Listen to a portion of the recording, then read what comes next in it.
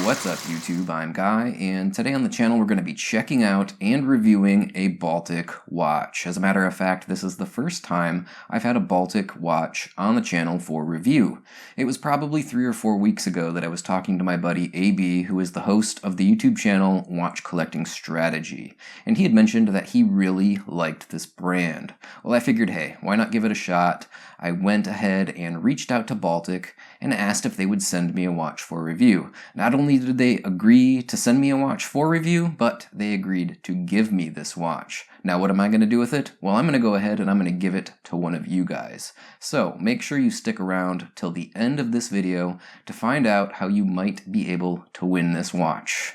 Before I jump over to the tabletop, let me extend a very gracious thank you to the people from Baltic Watches for giving me this watch. I do really appreciate it. It means a lot to me that I have the opportunity to kind of pay it forward to the viewers of my channel, to say thank you to them for spending all of their time watching my videos and supporting me. So, thanks all around. Thanks to the viewers, and of course, thanks to Baltic Watches for giving me this watch. Alright guys, here we have it. This is the Baltic 3-hand HMS 001. And yeah, I do actually like this watch quite a bit. There's a few things that I could nitpick about it, but you know, that's the case with pretty much any watch, and I'll point out those little things here, but overall, I think that this is a really cool, outstanding watch that falls into, I guess I would call it the mid-entry level. Let's talk about that price, actually, first things first. $400 on this piece. There is a version that's about $30 cheaper without a display case back. But since this one has that display case back, there's a $30 premium on it. So yeah, price point comes in right at about $400 in US currency. Now, the ultra entry level is that $100 to $200 price point. So I don't want to say that this is absolutely entry level, but you know, $400 to $500 is probably still considered entry level. But I want to say, like I had mentioned, kind of the mid tier of entry level. And when I first got into collecting watches, this would have been something that would have been on my radar, because it's very similar in a lot of ways to the Hamilton watch, and that was one of the first watches on my radar. And it came in at a very similar price point, and I wasn't quite ready to make that jump at that time. Now that I've spent a couple of years in this hobby and I understand what you get for that price, I have no problem with the price point. But I think it's probably going to be a barrier for entry, or a barrier of entry for some people that are, you know, new to the watch game. And I understand that. I'd love to see it be maybe $100 cheaper. But I think that value for money, vis-a-vis the amount of quality that you're getting here, it's really not a bad price at all. Now let's talk about the basic specifications and features of this watch. First, we'll talk about the dimensions. Case diameter 38 millimeters, which I absolutely love, 36, 38, maybe 40 millimeters tops. That's the range that I really like, and this falls right in the middle. A lug width of 20 millimeters, which is perfect for me. A thickness that comes in on my caliper of 13 millimeters. But bear in mind that you have a pretty domed Hesselite, by the way, crystal here, that's adding to that thickness. So while you might think 13 millimeters, that's kind of thick, it really doesn't play out that way when it's on the wrist. It doesn't feel nearly that thick once you take into account that, you know, some of it is that domed crystal. Finally, let's talk about the wingspan. The overall length from lug tip to lug tip, edge to edge, 46.5 millimeters on my caliper. That's fantastic. I ultimately prefer watches that are 48 millimeters and less, and I tend to favor watches that are a little bit less. So 46.5 lug to lug or wingspan, outstanding for my wrist, which is a size of approximately 6 3/4 inches. So yeah, the dimensions on this, absolutely ideal for me and my personal tastes. It's one of the two probably big things that really excite me about this watch. The other being the style of the dial. We'll talk about that more in a few minutes though. The other basic specifications. We obviously have a 316L stainless steel case. It does have, you might have noticed, drilled or perforated lug holes, which is a nice feature if you want to change out straps. Speaking of straps, this came on a very nice leather strap, and I'll show you that up close in a little bit. I had mentioned it's a Hesalite crystal. They call it a high-domed Hesalite crystal. Having been an owner of an Omega Speedmaster with Hesalite crystal for a while now, let me tell you, I really do like Hesalite, and I'm glad that they used Hesalite on this. Does it scratch easily? Yeah, it does. Can you buff the scratches out easily? Yes, you can. We'll talk about that in a little bit. Now, this watch has 50 meters of water resistance. I think some people are probably going to complain about that, but for me, it's a non-issue. I mean, any water resistance at all is really a non-issue. I don't get my watches wet unless they say divers on the dial or, something to that extent. So, that this has 50 meters of water resistance, perfectly, what's the word I'm looking for? That's substantial enough for me, without a doubt. Now, I mentioned I really like the dial on this. This particular one is called the Blue Gilt dial, and we'll zoom in closer and look at that dial. There are, in total, in the catalog for this model, 6 dial variations or colorations. This isn't my favorite. This is not my least favorite either. I think my favorite is the cream dial. If they had sent me that one, I might not have wanted to do a giveaway with this watch, if I'm being perfectly honest. I think this dial is nice as well. But yeah, I really like that cream dial. I think that one looks outstanding. This watch, finally, runs on a Miyota caliber 821 movement. Before we go into the overall evaluation of this watch, let's discuss that movement for a second. The Miyota caliber 821 runs at 21,600 vibrations per hour, so not that nice smooth sweep that you get at the 28,800, but not an issue for me. I'm not super concerned about how smooth the seconds hand sweeps. I've seen watches that run at 18,000, and that's fine for me, so not a problem. 21 joules. 42 hours of power reserve. It is hand winding. It is not hacking. Now, accuracy on this movement, I found specifications online that say that it's a -20 to +40 seconds per day accuracy range. I threw this watch on my time grapher, and the accuracy for this particular example is outstanding, around, +4, +5 seconds per day in the dial up position.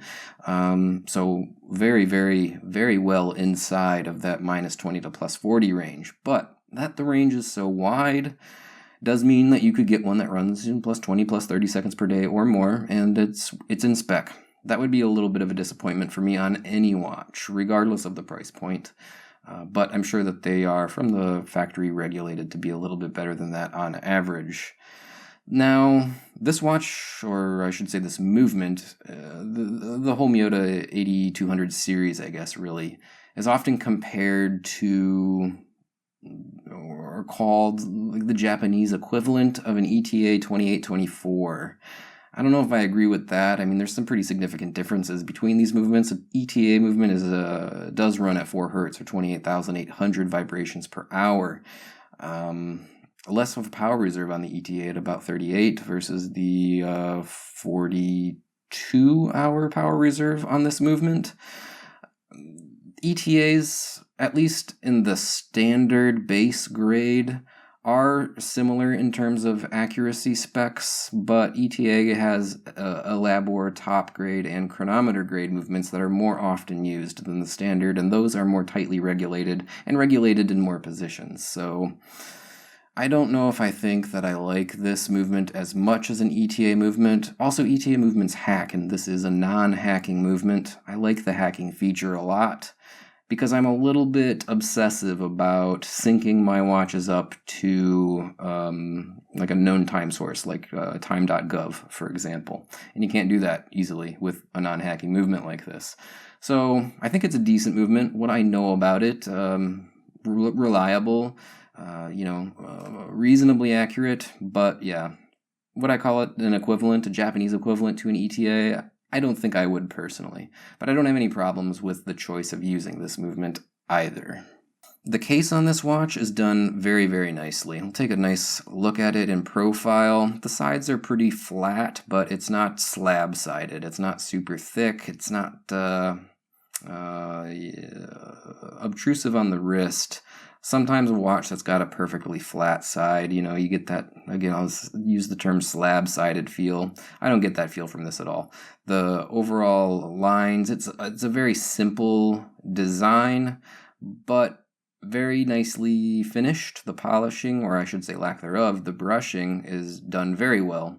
And it's just simple, it's straightforward. It has a field watch kind of feel to it. I don't know that I would necessarily call this a field watch, especially when we look at the dial. Definitely got some sort of vintage style and aesthetic influences and inspiration, but yeah, maybe not technically a field watch. But the case design does sort of remind me of a field watch, in particular the Hamilton, probably because the size is so similar, the quality of the brushing, they're done similarly as well. This watch is great. The bezel is high polished, and that's the only part that is, as you can see there, shining it into my studio light. It's going to get scratched up. That's what happens to high polished bezels. Be careful with it. I think it's a nice touch, though. It gives it a little hint of, class or sophistication, and makes it a little less plain or mundane. So I like a nice polished bezel. I like it on my, what do you call it? When I had the Rolex Explorer, the fact that it had that nice polished bezel. It's a nice touch. It plays with the light. Overall, yeah, it's really well done in terms of fit finish, in terms of the size and scale, the quality. They really did a good job on this case. The crown is signed with the B for Baltic, and it's got really good texturing or knurling. Manipulating or operating the crown, very good. It's not a screw-down crown at all, but for hand winding, works very good. Pulling the crown out, here's something that kind of bugs me about watches, and not just this watch in particular. I've encountered many watches that do this. This is not uncommon.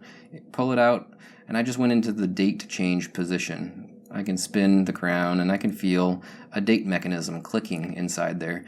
Does the date wheel actually exist behind the dial? Honestly, I don't know, but I wish they would just use a non-date movement if I had it my way. I don't like there being extra features hidden behind the dial like that. It's not a big deal. It doesn't ruin anything, but I know in the back of my mind that it's there, and it feels out of place. Small complaint, but it is what it is. Now you pull the crown out to the next position, and you have your time setting as per usual. But as you can see, it doesn't hack. That said, the crown is super stable, not really much wobble at all. You'll see some crowns when you pull them out, they'll teeter-totter all over the place. That crown feels very solid, and overall, it's done very well. I had mentioned we have a Hesalite crystal here, and I love Hesalite crystals. Ever since I've owned a Omega Speedmaster, yeah, I think they're great. They add a certain look, a warmth, just a feel to the whole presentation that you don't get with sapphire glass. It is very cool. Yes, it does scratch easily, but you can buy a product called Polywatch and generally buff the scratches out without any problem. I've had to do it a number of times already on my Speedmaster. It's really not a big deal. If we look at it in profile, it is a very highly domed Hesalite crystal. Very cool style and aesthetic cue. It makes it feel, because this was a common type of material to use in the olden days, I guess. And yeah, it does give it that vintage aesthetic. I think it is a very cool choice to do this with this Hesalite domed crystal. Now, as I had mentioned, this is the blue gilt dial. Probably not coming through as well as I would like on my camera, but the central portion of the dial is a really nice kind of midnight blue, and then you have the gold gilt on the outer chapter ring, gold handset, leaf style hour, and minute hands with just a pointer second hand. That chapter ring or seconds track outboard of the central portion of the dial is really nice. It's got very precise fine graduations for every second. It's a very cool presentation. The inner portion of the dial, 36912 Arabics with just dot markers for every other hour. It's a very nice dial. I like it a lot. Not my favorite coloration, just because I'm not a huge fan of gold in particular, but I like the design a lot, and I would be super happy to have the cream version. I think the cream version of this dial, that variation, it looks outstanding. This one's not bad. It's not my least favorite. But yeah, it wouldn't be my choice if I was going to spend the money on it. Hopefully, since I'm giving this away, the winner does actually like this dial a lot, though, because, yeah, someone's going to win this watch. As I had mentioned, a display case back, and, you know, the Miyota movements, I mean, not highly decorated, but there is some level of decoration there. It looks good. Better than a basic Seiko movement, I would say, but, you know, not super highly decorated. I will say the interesting thing about this movement is how easy the rotor spins. It just goes crazy. Not a lot of resistance there. The other big, again, Japanese movement, the Seiko movement, I don't see that level of free spinning rotation on the winding rotor. I don't know if it's on ball bearings or what the gearing system is on the rotor for this movement. I didn't think to look that up, but it must be pretty high quality because it just feels like it'll spin for days if you give it a good flick. The strap is nice. The buckle is branded with Baltic very lightly, probably, I don't know, laser engraved or etched there. Simple stainless steel hardware, a brushed finish that matches up nicely with the case, a couple of keepers, and just a few stitches on this. I believe this is the tobacco brown leather version. Very pliable, very comfortable. It's probably going to wear in nicely and show all sorts of grain once you've had this on the wrist for a while. I haven't worn this extensively. I did give it a little bit of a test drive before producing this review, but I wanted it to be in relatively nice condition for the new owner. So I don't know how it's going to wear in, but I think it's going to look really nice once it gets aged. The underside is lined and, of course, signed Baltic. Very, very soft and supple. It's a great little strap. French calf leather, apparently. On my wrist of 6 3/4, outstanding, perfect size. Just nailed the size, the shape, the overall scale perfectly for me. If you're bigger wristed and you're not afraid to wear a quote-unquote smaller watch, I think you'd like it, and this would be probably comfortable on wrists even significantly smaller than mine. I think it's outstanding. Very, like I said, not super tall. 13 millimeters, people get a little afraid of that number, but because of the crystal, it really doesn't feel like a large, tall, obtrusive watch. And honestly, 13 millimeters isn't bad. I mean, I think my Submariner is 13 millimeters or thereabouts, and I have no problems with the thickness or the height of that watch. This doesn't feel anything like that because it's so much lighter on the wrist and so much smaller in terms of the dimensions. Very, very nicely sized. Very, very good scale on the wrist. You're probably hearing my cat whine in the background, so let me take care of him real quick. I'll be right back. Alright guys, well that's it. That's my presentation of the Baltic 3 Hands HMS 001. Stick around for a couple of more minutes. I'm going to tell you how you can get an opportunity to win this very watch. So yeah, don't run off just yet. Alright guys, well that was my review of the Baltic HMS 001. I hope you enjoyed the presentation. Like I said in the tabletop, I do really like this watch. Yeah, there's a couple of things about this specific example that I wish were different. Number one, not my favorite color variation, but they do have some really awesome color variations, and this might be the perfect color for one of you guys out there. Number two, yeah, the movement has that hidden date behind the dial, and I don't know if there's actually a date disc in there or if that's removed, but the mechanics for the date change are still in there. You can feel it when you pull the crown out to that date change position. If I had my way, I'd prefer them to use an actual no-date movement. But this movement is a pretty good movement from what I understand, so it's not really a deal killer for me. It's a little thing that I could nitpick though.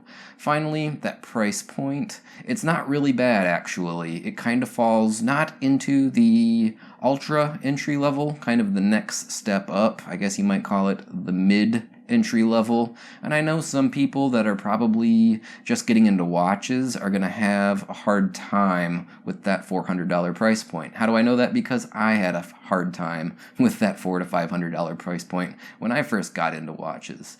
So I wish it was a little bit affordable, but I don't think it needs to be. I think that it's worth the money that they're asking. I just think it would probably reach a lot more consumers if it was, I don't know, $100 cheaper. But again, not a make or break deal. So really, other than those little things though, I think it is an outstanding watch. I do really like it. In terms of, the overall size and scale, I think it's proportioned absolutely perfectly. I think the quality is top notch for the tier of watch that it falls into. Absolutely, it is outstanding. Now, the thing you're probably asking, how do I win this watch? Well, it's pretty simple. Unfortunately, I know it's going to disappoint a few of you guys. You do have to be on Facebook. You have to go over to Facebook, and I'll have a link down below, and join my Facebook group, the JustBlueFish Watch Club, and I will be picking a winner sometime over the course of the next week from that entire roster of members, I guess is what I'll say. Why don't I give away this watch to any member or subscriber of my channel here on YouTube? The simple answer is it's very difficult for me to get in touch with and select a winner from my YouTube subscribers list. There's not a two-way form of communication on YouTube. I can't select somebody from the subscribers list and easily get a hold of them to notify them that they won. Now I could make a video and say, subscriber XYZ, you're the winner, get a hold of me. But I could get 100 emails from people suggesting that or claiming that they're that person, and I would have no way to validate that. On Facebook, I can go through that list and I can private message somebody directly and tell them that they've won and exchange contact information so that I can get the watch to them. It's just much easier for me to do the giveaways through the Facebook group. So again, go down to the description of this video, click on the link, go over to my Facebook group, JustBlueFish Watch Club, and fill out the little questionnaire and request to join. Once you're a member, you're eligible to win this watch, and I'm going to be doing more giveaways this month in celebration of reaching the milestone of 20,000 subscribers, so you're going to want to get over there anyway to, try to win some more watches, basically. Again, I apologize for the guys that aren't on Facebook. It's just the easiest way for me to handle it at this point in time. All right, that's going to wrap this one up for today. Thanks for tuning in. As always, I do appreciate it. If you'd like to help me and you'd like to help support the channel, a number of ways you can do that. All of my social media links down in the description of this and every video I do. If you want to follow me, Facebook, Twitter, Instagram, that does help me out. I would appreciate it. Number two, if you'd like to help support me on Patreon by making a small monthly donation, I would appreciate that as well. And a big thank you to the guys over on Patreon that have been supporting me month after month. I really do appreciate it. Now, if you'd like to help me out financially, but you don't want to spend any extra money of your own, it's pretty simple. Just shop on Amazon like you normally do. Click on my Amazon affiliate link down below before you do your shopping. For example, let's say you saw something that I reviewed and you want to buy it. Click on that link first, then go ahead and purchase it, and I get a small commission. Now, those commissions do, in fact, add up, and they help me out quite a bit with a number of things that I'm doing here on the channel. So, a big thanks to everyone that has been using that Amazon affiliate link. It does really help, and I do appreciate it very much. Well, that's going to wrap this one up for now, so until the next video, I'll sign off and say bye now.